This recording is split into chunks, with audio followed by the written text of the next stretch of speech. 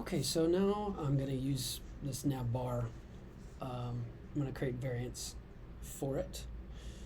Okay, same as this. It looks a little bit more complex because it's got components inside this component. There's a very specific reason why I made these components first, so I'll show you that soon. Okay, so this nav bar I'm going to make into a component. Okay, and if you look now, it's showing up here under nav bar, all my different icons, including that bar, so they're nicely grouped.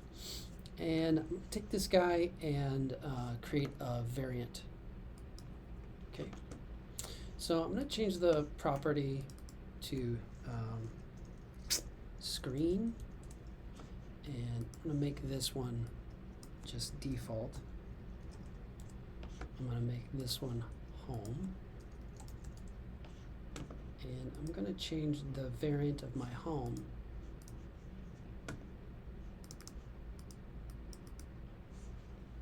to the hit state. Then I'm going to go back up to my default, make a new variant.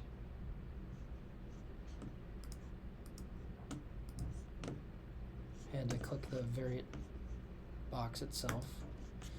So we'll create one for schedule, favorites, whoops.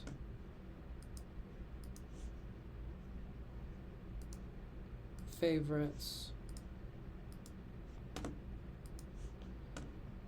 search, messages, home, and then schedule to hit, and favorites to hit, and search to hit, and messages to hit.